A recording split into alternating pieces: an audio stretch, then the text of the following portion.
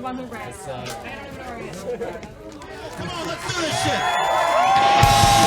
On the castle, please welcome the wonderful Louie, Palminteri.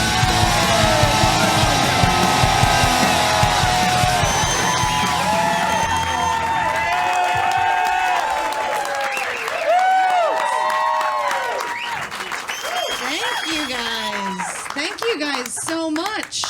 So I recently learned that my entire family thinks I'm an alcoholic. This is how I figured this out. I went to a family party, I wasn't in the mood to drink, and then everyone in my family accused me of being pregnant. So to prove that I wasn't, I had to drink a bunch of vodka.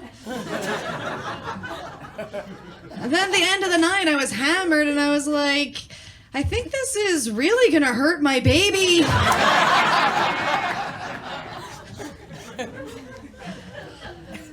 Well, the last time I got irresponsibly drunk, I woke up the next day with little recollection of what happened the night before, but I did have $13 more than what I went out with.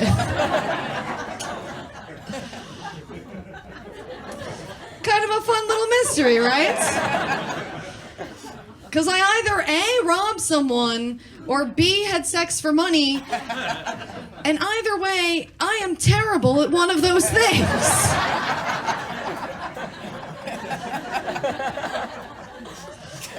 I don't know which one would bother me more, to be honest with you. One of my friends told me that they recently quit drinking because every time they get drunk, they drunk text their ex. I said, I have that same exact problem. Every time I get drunk, I drunk text your ex.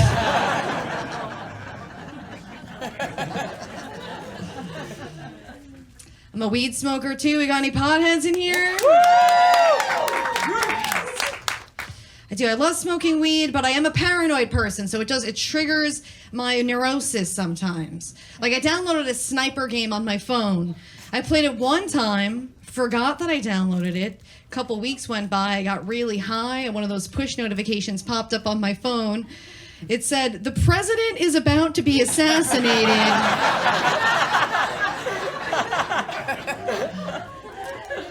And needs your help."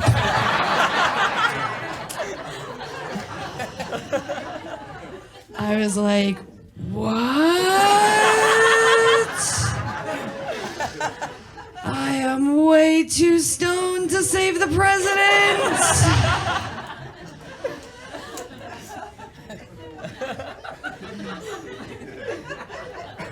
I think a sniper rifle would be overkill to take out our current president.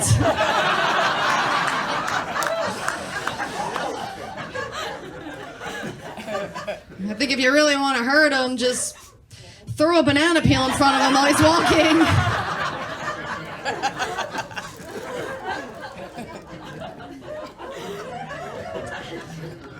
I'm a paranoid person. That's my parents doing. They raised me this way.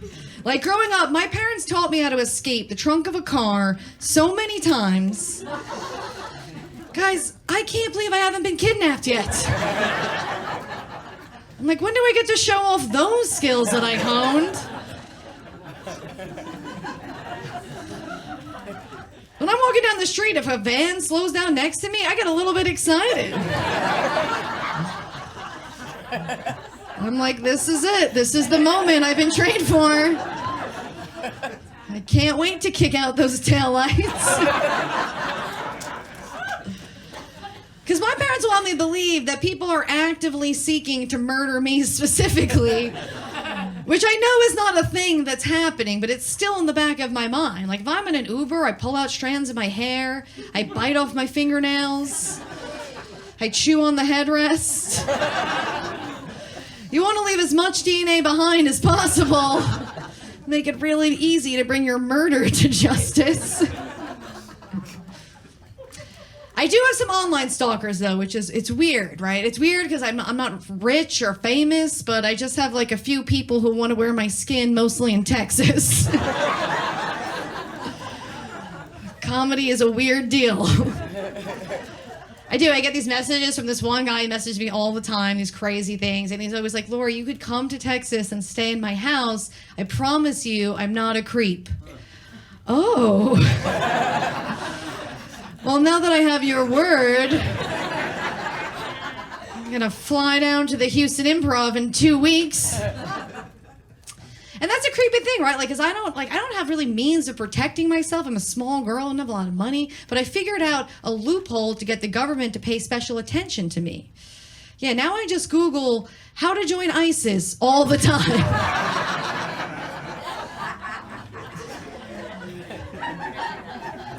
So one day when I'm chained to a radiator in a basement in Texas, the FBI will find me. They will waterboard me, but they will find me. My dad has always, my whole life, been always cautioned me about men. You know, he'd always be like, Laura, you can't trust men. You can't trust them. And I'd be like, Dad, don't worry about it. I'm really smart. I can take care of myself. And he'd be like, no, Laura, you don't understand. You don't understand what goes on in guys' minds. You're very naive. I know this. I think my dad's a rapist.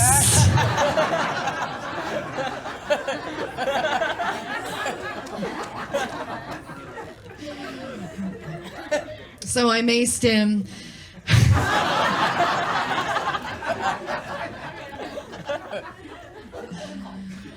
One of the things I do enjoy about getting older is I do enjoy learning the things about your family that was really weird that you thought was normal. Like in my house growing up, we had house gloves. We had designated inside gloves and designated outside gloves because my parents dropped the heat at night. Yeah, I didn't know this wasn't like a thing until I was about 14 and I showed up at a sleepover. And I was like, don't even worry, guys. I brought my own house gloves. And they just all looked at me like I was the weird one. And I was like, it's pretty warm in here. You guys rich? What's going on? Many years later, I'd be diagnosed with something called Raynaud's disease, which just means my body struggles to circulate blood to my extremities, so my hands and my feet turn blue easily from the cold. And when I learned this, I said to my parents, I said, oh, is this why you guys had all those house gloves for all those years? And they were like, nah, pure coincidence.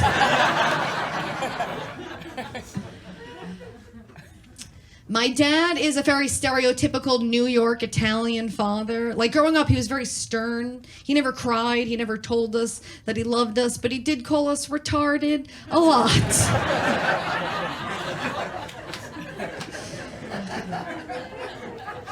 Like that word was so overused in my house growing up. I didn't know it was offensive. I just thought that it meant children. Because that's what was normal. Or I'd be driving down the road, there'd be kids playing in the street, and my dad would be like, oh, there's so many retards on this block.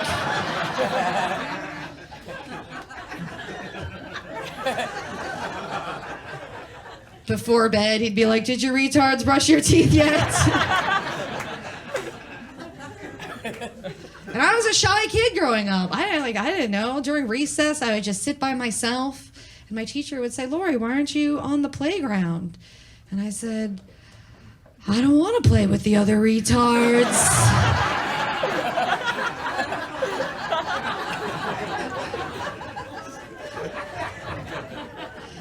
I got in trouble for that one. They called my house. I went on the upstairs phone to eavesdrop. I heard my teacher go, excuse me, Mr. Palminteri, we're having a problem with Lori calling other kids retarded. And I just heard my dad go, listen, lady, got a 10-year-old that picks her nose and eats it, a 6-year-old that sometimes pisses the bed. Laura's the only kid I know that reads books, makes her bed. I don't have to tell her to do anything twice. As far as I'm concerned, she's the only kid that isn't a retard. And he hung up the phone.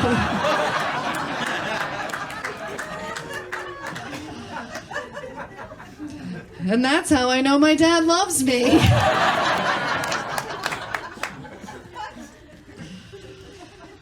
But that's my family. We're a little bit weird. We're not super affectionate, but we're very jokey. That's just how it works. Like my mom is insanely afraid of spiders.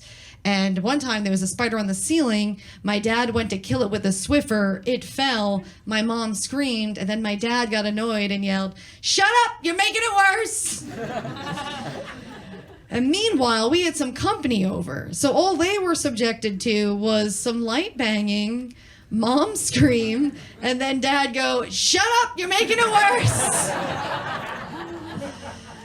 So they just looked at me, uncomfortable, and I said, "Sometimes she deserves it."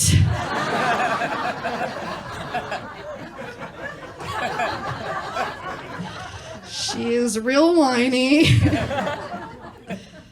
She's not. My mom's a sweetheart. Like, when I lived with my parents and I was drinking a lot, my mom would always tell me, she would be like, "Lori, if you're out drinking and you're really drunk, no matter what time it is, no matter where you are, you could call me and I'll come get you."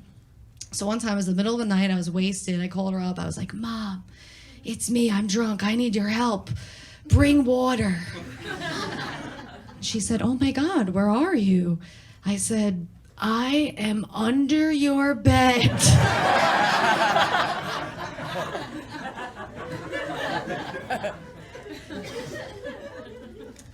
I look a lot like my mom, and I know this because sometimes when I go back home to Long Island, I get approached by strangers who will be like, "Oh my God, you have to be Donna's daughter? You are the spitting image of her." And I just like to mess with them, and I'll be like, "No, I am Donna. I'm trying to get back to 1984. Just run away. I got really bored on the dating apps at one point that I actually took a bunch of pictures of my mom when she was in her 40s, and I made all those my profile pictures. And then when people met up with me, they were like, "Oh my God, you're so much younger looking than your pictures. That's crazy." And I was like, "Yes, I order virgin blood off the dark web. It's very expensive, but I'm 72 years old."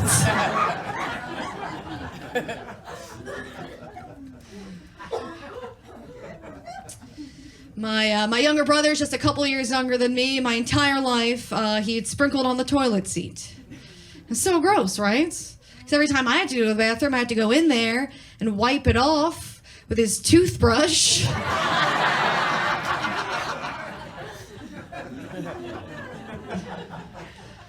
And my sister's 2 years older than me, and she's a basic bitch.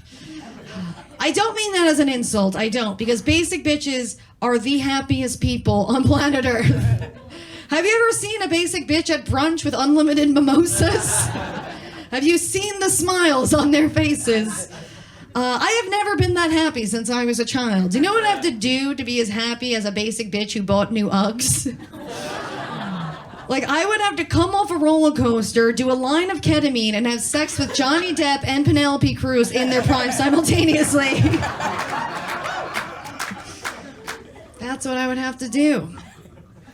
Because she's a little oblivious, my sister. She's a little oblivious. It works to her favor. Like, I'm always thinking about everything, and I'm pontificating. I use words like pontificate. It's really annoying. My sister had one of those signs in her house that said, "Live well, laugh often, love much." The anthem of the basic bitch, right?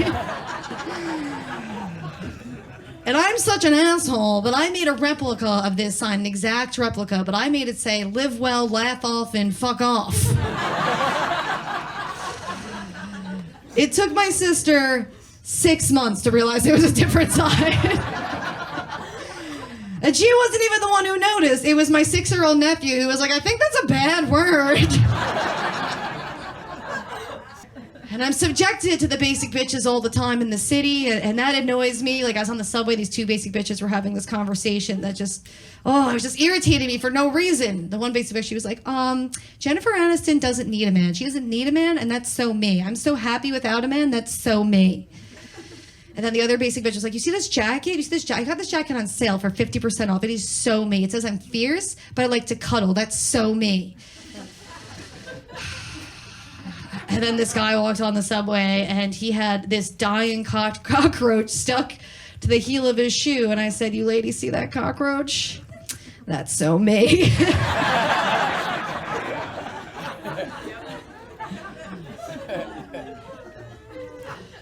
I live in Queens. When I first moved out there from the suburbs, my mom was really worried about me. She was like, "Lori, make sure you take all your gold jewelry and hide it in case somebody breaks in, steals it, sells it for drug money." I didn't have the heart to tell her that I sold all my gold jewelry for drug money. a long time ago. It's a different life in this city. I like both, to be honest with you. I like the suburbs and I like the city. When I was walking down the street and there were these two homeless crackheads, one homeless crackhead turned to the other and he just said, "Damn, that girl's fine." And the other guy goes, "Yeah, but she's got no booty, yo." And then the first guy goes, "I do her anyway." And I was like, "Thank you. Thank you for pity fucking me, homeless crackhead."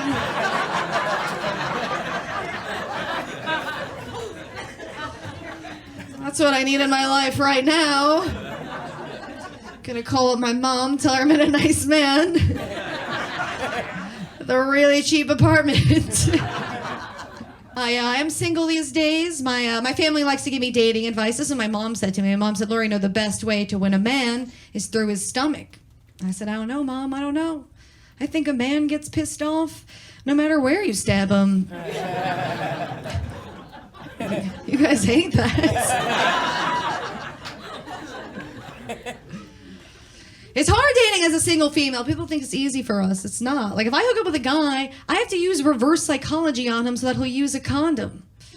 Yeah, used to be the other way around. I always encourage use a condom, of course. But sometimes guys try to be sneaky and get it on without it. So now I'll be like, "You know what? Don't worry about it. I do this all the time."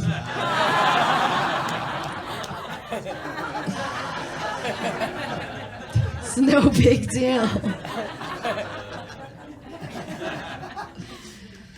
One time after a show, this woman came up to me and she was like, "I can't believe you're single because you're very pretty." And I realized that's a compliment. She was trying to be nice to me, but that's a weird thing to say to somebody, right? Because, like, what does she say to people who are unattractive? Does she go up to them and be like, "Oh my God, I can't believe somebody loves you. Your face, so not symmetrical." I don't want you guys to feel bad for me. They're like, "Don't feel bad for me." I'm not one of these girls who's like, "Woe is me. Why can't I get a boyfriend?" Like, I'm in my 30s. I know I'm the problem half the time. Like, one time I was dating this guy and we were watching this documentary about people who had lost their limbs. And he said, "Laurie, do you still love me if I lost a leg?" And I said, "I don't even love you with two legs."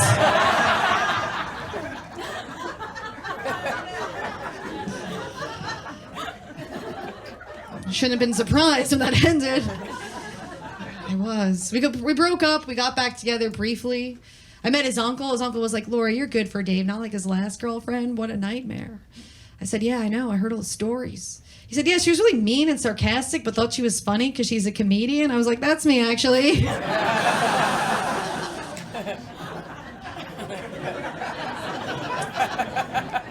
I'm back. My ex was black. He's still black to my knowledge. But I was unreasonably mad at just all black men after that breakup. So much so I'd be like walking down my street and there'd be signs that say Black Lives Matter, and I just wanted to add, "Except Dave." Screw Dave. No, he was a good boyfriend. He was almost too good. He was smart, funny, good-looking, allergic to peanuts, so really easy to kill.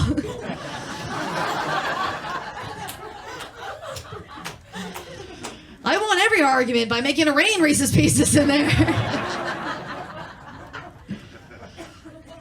I never know how to break up with somebody, though, either. Like, I don't know the move. Like, my one go-to move is I always tell them I met somebody else. That's almost never the truth, to be honest with you, but I feel like that's an easier way of letting somebody down. Because what's the other option? You're like, "Hey, you know those things we do together? Like go to the movies, have dinner, have sex?" I prefer to do all of those things by myself. In fact, you were getting in the way of my enjoyment of those activities. But everybody I've ever dated, they all told me I was a really weird girl to date. And I don't know why, because they never fill out my post-breakup surveys. How am I supposed to improve without the comment cards? Anybody else here turn temporarily gay after a bad breakup? Or am I the only sexually fluid psychopath here? I I do. After I get out of a bad breakup with a guy, I just hook up with women for like 4 months. That's what happens. I always tell them, I'm a very honest person. I go, hey, listen, I just got out of this breakup with this guy. I still have strong feelings for him. I'm trying to forget about that for a night. But if you tell that to a lesbian, they will get a little twinkle in their eye. And they're like, you're going to forget about that man? And all men. Like, it wasn't really a challenge, but I will be the judge. I will. But this is why I'm a weird person, because, like, we hooked up, and then afterwards, she was trying to cuddle me and hold my hand, and I was like, ugh, what is this gay shit?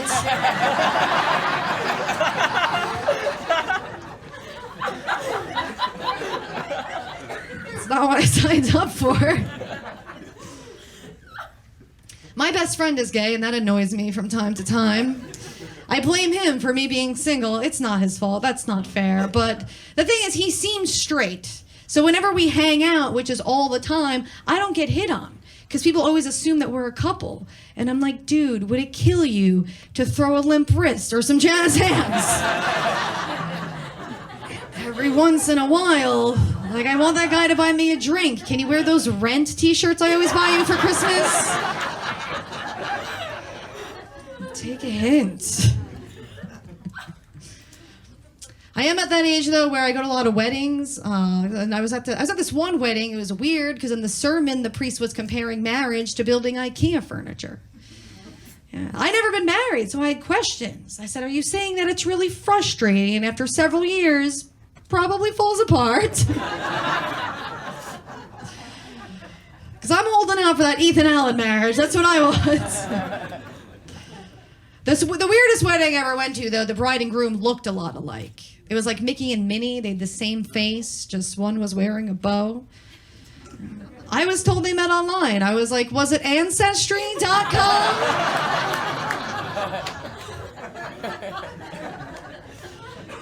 I haven't tried that one yet. I have to pay for it.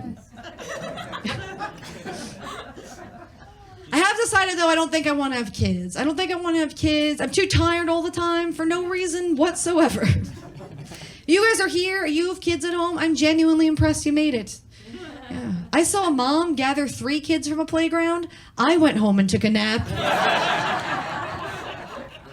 Well, that was an exhausting experience for me. I don't know how you guys do it. I see a mom with a big diaper bag. I assume half of that diaper bag is cocaine. I asked them. I straight up go to playgrounds. I'm like, you selling any of that cocaine? And they're like, get away from me, weirdo. I'm like, that's fair. I don't even need it. I'm not a mom. My friends with kids, though, don't do the best job at selling it to me. Because half the time you're like, my kids are the best part of my life. And I'm like, I believe it. I like them. They're cute and fun. And then the other half of the time I get these really ominous phone calls out of nowhere. It's just heavy breathing from the other end of the line. It's just like... I'm like, are you okay? What's going on? And they're like, Lori, I'm gonna kill my kids. I have to get away from them. It's so much responsibility. I need to get drunk. And I'm like, okay, come over. I have never, not once in my life, called my friends with kids and been like, hey, I need a break from having no responsibilities. I've been getting drunk and high whenever I want. I really need to get my shit together. Send your kids.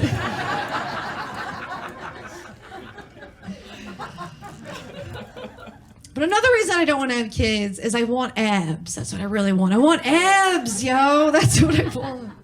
And you can't have both. You can't have kids and abs. And I know this for a fact because I've gotten really close to getting abs, and you have to commit hours of every day of your life to them. That's why I know, if I see a parent who's shredded, they are a terrible parent. Their kids don't even know their name. That's how little time they're spending with them. If I did ever have kids, though, I want triplets. I don't want to keep them. I want to separate all 3.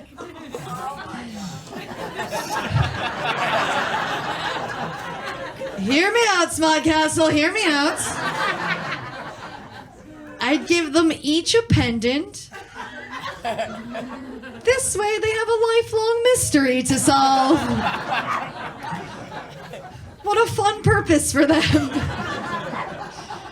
Just imagine 20 years in the future, two of them come up to me. They're like, we figured it out. You're our mom. We're twins. And I'm like, almost. Get back out there. This mystery is still unsolved. I do think parenting is the hardest job in the world, though. I do believe that. I went to Madison Square Garden for a Ranger game, and for the national anthem, this 12-year-old Asian girl who survived cancer came out to play it on her violin. And it was hands down the best version of the national anthem I ever heard. The entire garden was stunned. And I couldn't believe it. I was like, holy crap, this kid survived cancer, and her parents still made her master the violin.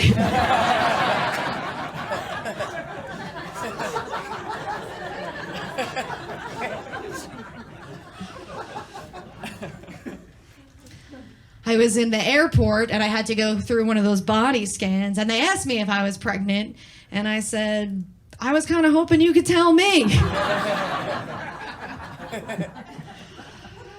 But I did go to my gynecologist for my annual 3-year checkup.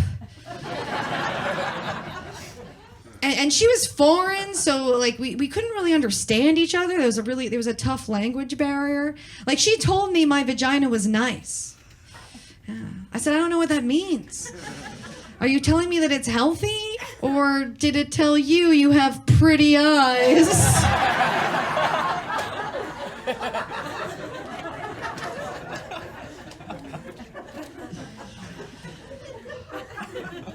I don't like to get too political, but I am pro-choice myself. I'm pro-choice.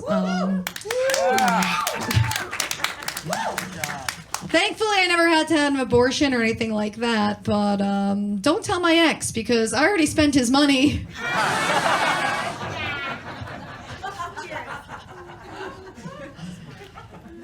I'm not a religious person either, but one time at a job, I pretended that I was Muslim so I could take naps. He caught me, though. He did. He was like, Lori, I'm pretty sure you're not facing the right way. And I was like, that's Orthodox Muslim. I am Protestant Muslim. And he was like, I'm pretty sure the blanket's supposed to be under you and not on top of you. Just trying to take a nap. I'm glad that things are back to normal. The pandemic was really tough time for anybody who was an artist. Like, I lost all my money. I lost all my work. I became severely depressed, so much so that I didn't even realize how bad I was getting until other people started pointing it out to me. Like, my neighbor complained that my roommate and I argued too much, too loudly, and that was a weird complaint because I live alone. That was me arguing with me for 1.5 years. You know what they say about arguing with a woman, right? That you can't win. You know what they say about a woman who argues with herself? Nothing, because we don't talk about mental illness in this country. This is when I knew that something was really wrong. I went to a Bed Bath & Beyond, and I asked the cashier if they sold single-slice toasters. The kid was like 17. He was like, are you okay? I was like, I don't know. Should I invent this? I don't have any money. I had to figure out ways to be a happier person, you know? I was like, all right, how do I be a happier person? Or my favorite things to do, I love to read, write, and nap. Those were my favorite activities. So I was trying to figure out how I could do that all the time, and I realized I should just go to prison. Prison is the life for me. I sometimes think I'd be happier if I had a little bit more money. I know that's not the answer, but I think, you know, things would be a little bit easier. I like to pretend I'm rich sometimes. You know, I like to pretend I have a big house, big television, pantry full of snacks. It's just pretend, but some people call that trespassing. They're like, who are you? What are you doing in my house? I'm like, please just call the police. I want to live my dream.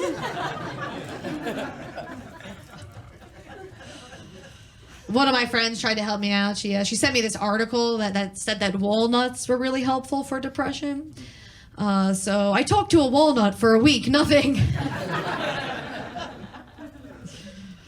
Your friends annoy you? My friends just annoy me so much. They're just... My one friend, she's a vegetarian, but she occasionally eats bacon. Then you're not a vegetarian. That's not how that works. You can't just occasionally eat our best meat. That's like me being like, I'm 100% sober, except for occasionally heroin. Sometimes do a little heroin. Same friend likes to play these hypothetical what-if games, which I hate. I can't stand them. I think they're a waste of time. She was like, Lori, if you could bring anybody back from the dead and have dinner with them, who would it be? I said, I'm not playing this game. It's stupid. It's not something that can happen. And she goes, well, I'm going to play. If I could bring back anybody from the dead and have dinner with them, I would bring back Anthony Bourdain. I said, he doesn't want that.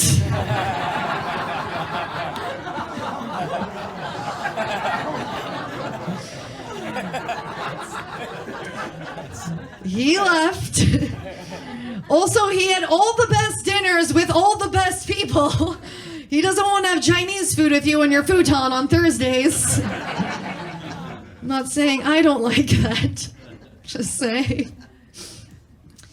I have to read the news all the time for my job, and that could be a bummer, right? Especially these days. It's hard to find good news in the news. But I read these. I thought this was some good news. I read that a 104-year-old man just got his college diploma. Yeah, he's really excited about that too because he's gonna die for us to pay any of those student loans. I read that Hawaii is moving closer to Japan by 4 inches every year. Yeah, I read that. I said, wow, that is the slowest revenge plan.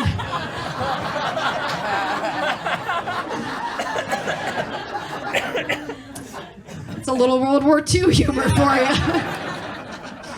You could tell that one to your grandma. So a story about this young woman, she sold her virginity for $27,000. $27,000, and they were saying how terrible that was and how controversial. And I was like, is it? Was that so terrible? Because I'm pretty sure I gave mine away for 2 beers. I paid for the first one.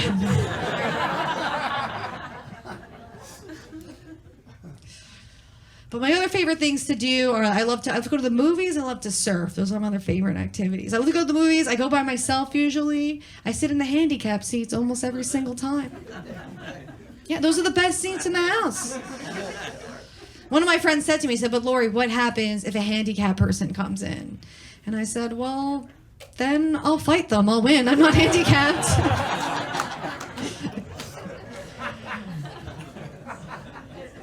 I got mad once at this woman for bringing her baby to the movie theater. Baby made noises the entire time. So I said something to her. I said, you really shouldn't bring your baby into the movie theater. And she said, you don't understand how hard it is being a single mom. I said, I do. That's why I left my baby in the car.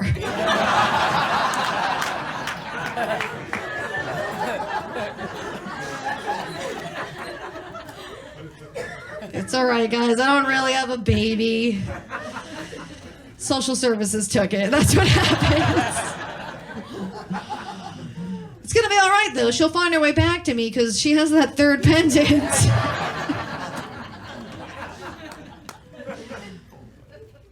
I'm a beach person. I'm a surfer. Whenever I tell people that I surf, first question they always ask me is if I'm afraid of sharks. And I've seen sharks in the water before, which is why when I go surfing now, I carry a knife. So if I ever see one again, I can just stab the surfer next to me.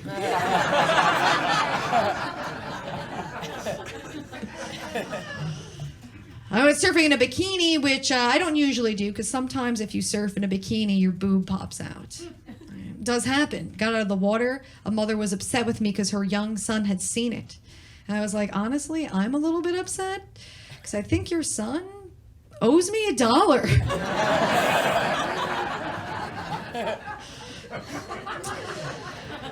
Or 2 beers. Thank you guys so much for coming out tonight.